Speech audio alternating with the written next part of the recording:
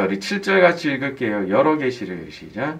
여러 계시를 받은 것이 지극히 크므로 너무 자만하지 않게 하시려고 내 육체의 가시 곧 사탄의 사자를 주셨으니 이는 나를 쳐서 너무 자만하지 않게 하려 하심이라. 자, 너무 큰 축복을 받게 되면 반드시 브레이크가 필요합니다. 왜냐하면 이 사람이 너무 큰 축복이나 너무 큰 은혜를 경험하면 자기도 모르게 속에서부터 교만이 싹 올라오거든요. 뭐 자기가 볼 때는 그렇지 않죠. 내가 지금 같은 마음이라고 그러면은 그럴 리가 있겠나 싶은데 그게 아닌 거예요. 하나님 보실 땐 아닌 겁니다. 그래서 하나님께서 브레이크를 딱 잡아주시는데 그게 뭐냐? 뭔가 가시가 생기게 하시는 겁니다. 자, 대개 사람들이 이제 사도 바울의 경우는 그것이 육체의 질병이었다고 보기도 하는데 그런 가시가 있습니다. 뭐 사도 바울 경우는 뭐 눈병이었다, 간질이었다, 뭐 여러 가지 논쟁이 있지만 사실 그게 뭐든지 간에 사도 바울을 너무너무 괴롭히던 것이었던 것만은 사실인 거죠. 그 육체의 가시라고 하는 것이. 자, 그런데 여기서 우리가 주목해야 될 게 뭐냐면 7절의 마지막 부분에 나와 있는 이 말씀입니다. 이는 나를 쳐서 너무 자만하지 않게 하려 하심이라. 이 부분이죠. 그러니까 모든 것을 다 하시는 하나님께서 보실 때는 이렇게 큰 계시를 받은 사람이 자만하지 않을 수가 없다는 것이고, 그래서 가시를 내려주셔서 늘 그것에 찔림으로써 자만하지 않게 하시는 조치를 취하셨다는 겁니다. 여러분, 때로는 가시가 있는 것이 더 나은 겁니다. 차라리 이것저것 계속 나를 따라다니는 핸디캡이 있어가지고 늘 그것 때문에 마음 졸이고 걱정이 되고 또 아픔이 있고 고개를 숙이게 되고 그런 것이 오히려 아무 걱정거리가 없고 편안하기만 해서 속에서 자꾸 교만이 머리를 쳐들고 그런 것보다 훨씬 나은 거예요. 이 교만이라고 하는 것은 천사도 마귀가 되게 만드는 게 교만이잖아요. 천사예요, 천사. 그런데 교만이 들어가는 순간, 교만이 천사의 마음을 사로잡은 그 순간 이 천사가 뭘로 변해요? 마귀로 변한 거예요. 마귀로.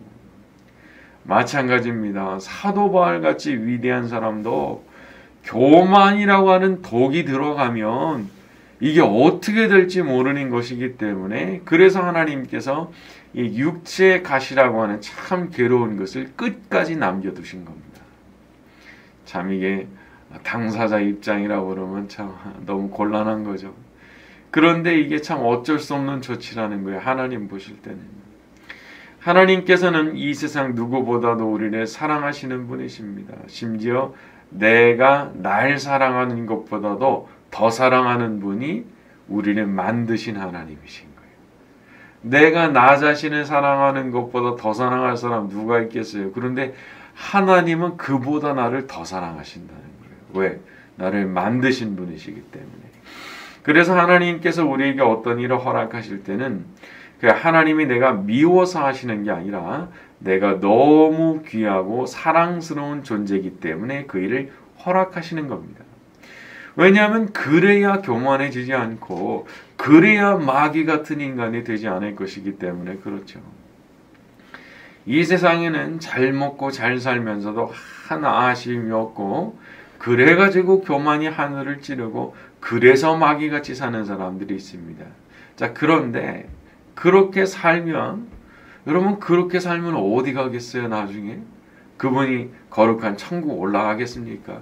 아니, 평생을 마귀같이 살고 겸손이라는 것은 꿈에도 생각해 본 적이 없는 사람이 자기의 잘못을 깊이 뉘우치고 가슴을 치면서 회개를 해본 적 없는 사람이 어떻게 천국 들어가겠어요? 그래서 하나님께서는 우리가 그런 인간 돼서 나중에 큰일 당하는 것을 막아주시려고 우리에게 브레이크를 딱 잡아주시는 것 같은 그런 일을 허락하시는 거죠.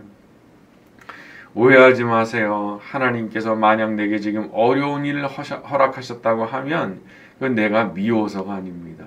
마귀는 옆에서 하나님이 너를 싫어하신다, 하나님이 너를 미워하셔서 그런다 속삭일지 모르지만 그런 말에 속아 넘어가면 안 되는 거예요. 하나님은 이 세상 누구보다도 우리를 사랑하시는 분이기 때문에, 그렇게 사랑하시기 때문에 그 일을 허락하시기도 한다는 사실을 잊지 말아야 되는 겁니다. 자, 우리 8절로 갑니다. 이것이, 시작. 이것이 내게서 떠나가게 하기를 위하여 내가 3번 주께 간구하였더니. 자, 하나님 앞에서 기도를 드릴 때 원칙이 이겁니다. 반복해서 기도하는 거죠. 반복해서 3번을 간절하게 구했다고 하는 거 아니에요? 자, 이건 모르긴 몰라도 바울이 아주 작심을 하고 아주 3번 정도를 아주 작심을 하고 이 문제에만 놓고 간절하게 매달리는 기도를 드렸던 게 아닌가 싶어요. 만약에 그냥 지나가는 말로 아유 좀 떠나가게 해주십시오 이렇게 하고 넘어갔다면 이런 식의 표현을 사용하지 않았을 거니까 말이죠. 자, 그렇게 보세요. 이렇게 3번을 기도했다는 게 무슨 뜻이겠어요? 한 번 간절하게 기도했는데 답이 없어. 2번째도 달라더라도 간절하게 기도했는데 또 답이 없어. 그랬다는 거예요. 뭐 기도를 그냥 했다 하면 바로 응답받고 그런 식의 그림을 그리면 안 되는 이유가 바로 이겁니다. 사도 바울도 곧바로 응답을 못 받아서 3번을 걸쳐서 기도를 해요. 3번을. 반복이라고 하는 것은요, 당연한 절차입니다. 기도에 있어서는. 그 반복적인 기도, 그 처절하게 매달리는 그 과정을 통해서 복이 오거든요. 기도의 응답이 빨리 되지 않고 계속 뭔가 뒤로 미뤄지고 있습니까? 그만큼 그로 인해서 많은 기도가 쌓이고 있다는 사실을 아셔야 되는 거예요. 댐이 커요. 댐이.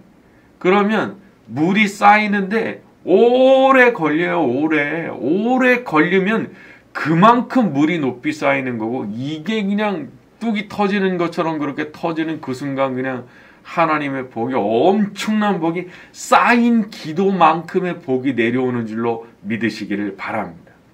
그래서 언제나 기도가 쌓이던 그날 그냥 쌓인 기도만큼 축복이 쏟아지는 것이기 때문에 그걸 잊지 말아야 되는 거예요. 자, 이제 9절에서 10절로 갑니다. 나에게, 시작. 나에게 이르시기를 내 은혜가 내게 족하도다. 이는 내 능력이 약한 데서 온전하여 짐이라 하신지라. 그러므로 도리어 크게 기뻐함으로 나의 여러 약한 것들에 대하여 자랑하리니 이는 그리스도의 능력이 내게 머물게 하려 함이라. 그러므로 내가 그리스도를 위하여 약한 것들과 능력과 궁핍과 박해와 곤고를 기뻐하노니 이는 내가 약한 그때에 강함이라. 자, 그런데 사도 바울이 그렇게 기도를 하다가 충격적인 응답을 받습니다. 그것은 내 은혜가 내게 족하다는 응답이셨죠. 내게 족하도다. 아, 이게 무슨 말씀이에요? 내가 그 가시로 인해서 매일 이렇게 시달리고 있는데, 내가 매일 고통당하고 있는데 그게 어떻게 은혜가 족한 상태라고 볼 수가 있겠어요? 내 입장에서는 그게 전혀 이해가 안 돼요. 나를 이렇게 괴롭게 두시면서 어떻게 은혜가 족하다고 하실 수 있습니까? 자, 그런데 원래 그런 겁니다. 이 가시라고 하는 것은 내가 볼 때는 이해가 잘 안 되는 거예요. 이렇게까지 내가 괴로움을 당해야 되는 건가? 이렇게까지 내가 고생을 해야 되는 건가 싶은 게 항상 있는 겁니다. 자, 사람이라는 게 어떻게 보면은 자기 자신을 과대평가하는 게 항상 있거든요. 야, 이것만 없다 그러면 내가 얼마나 하나님 앞에 멋지게 살아갈 텐데 왜 이게 나한테 남아 있어가지고 내가 이 모양으로 살고 있나, 그런 생각이 들죠. 그런데 그렇지 않다는 거예요. 9절에 이는 내 능력이 약한 데서 온전하여 짐이라.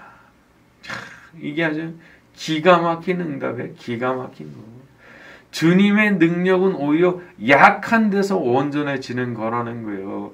내가 점점 더 강해지고 점점 더 부유해지고 점점 더 이름이 나고 그런 것이 아니라 오히려 내가 더 약해지는 그곳에서, 더 움츠러드는 그곳에서, 거기에서 주님의 능력이 더 완전해진다는 거예요.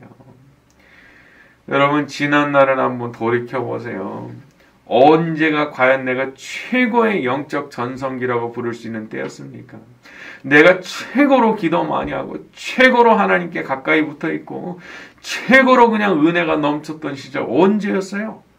거의 예외 없이 100이면 100, 1000이면 1000 사실 다 고생했을 때입니다.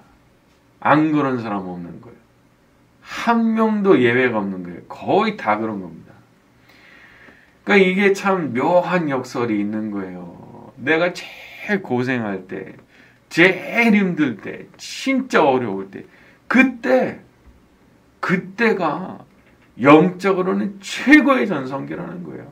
어디도 의지할 데가 없어요. 어디도 마음 둘 데가 없어요. 그냥 몸은 병들고 물질도 없고 사랑했던 사람이 떠나가고 그냥 저 밑바닥에 곤두박질 쳤을 때 그때가 돌이켜보면 내가 가장 하나님 앞에 영적으로 깨어있고 막 살아있던 때인 거예요. 가장 충만한 최고의 전성기 말이죠. 다윗도 영적으로 볼 때는 광야에서 도망 다니던 시절이 전성기였던 겁니다. 거기서 시편이 다 나왔으니까. 아니에요? 거기서 그냥 그 영적인 은혜가 폭발을 하고 말이죠. 성경에 기록될 시들이 광야에서 거의 다 나온 거예요. 그 이후에 나오는 게 많지 않아요. 그러니까 뭔가 지금 어려움을 겪고 계시다 그러면 기억하세요. 지금이 바로 내가 이렇게 가시로 인해서 어려움을 겪는 지금이야말로 가장 날카롭게 영적으로 칼날이 딱 서 있는 때라는 거 말이죠. 약하니까 힘드니까 어려우니까 내가 기도하지 않을 수가 없고 절박하게 하나님 앞에 나아갈 수밖에 없는 거잖아요. 하나님은 화를 복으로 바꾸시는 능력의 하나님이신 겁니다. 그래서 약한 것이 도리어 내게 복으로 돌아오게 되는 거죠. 그래서 사도 바울이 말하는 거예요. 그러므로 도리어 크게 기뻐함으로 나의 여러 약한 것들에 대하여 자랑하리니. 이걸 깨닫는 순간 완전히 관점이 바뀐 거예요. 이걸 깨달은 그 순간 관점이 완전히 바뀐 거예요. 그래서 이제는 오히려 내가 약하게 되는 그것을 환영한다는 거예요. 왜 그렇죠? 그때야말로 내가 가장 강한 때가 되기 때문에 그리스도의 능력이 그때 가장 강력하게 내게 머문다는 것을 알게 됐기 때문에 내가 오히려 약해지는 것 같은 그때를 자기는 환영한다는 거예요. 너무 기뻐한다는 거예요. 그 시간을 오히려 자랑하게 된다는 거예요. 얼마나 다른 거예요. 눈이 완전히 다른 거예요. 완전히 다른 거예요. 제가 앤드류 머레이의 겸손에서도 이렇게 기억에 남는 그런 문장이 하나 있었는데 자기는 자기를 겸손하게 만드는 모든 걸 환영한다 그렇게 얘기를 하더라고요. 근데 이게 딱 그 얘기예요. 딱 그 얘기예요. 나를 약하게 만들고 나를 어렵게 만들고 그런 것들을 오히려 환영할 수 있는 그런 큰 믿음을 가지게 됩니다.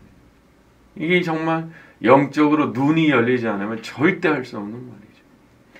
약해질 때, 초라해질 때, 몸이 아플 때, 이별을 하게 되었을 때 오히려 우리는 그 시련을 통해서 하나님께 더 가까이 가게 되고 그로 인해서 평소에는 경험할 수 없었던 영적인 축복을 경험하고 그리스도의 능력을 체험하게 될 줄로 믿습니다.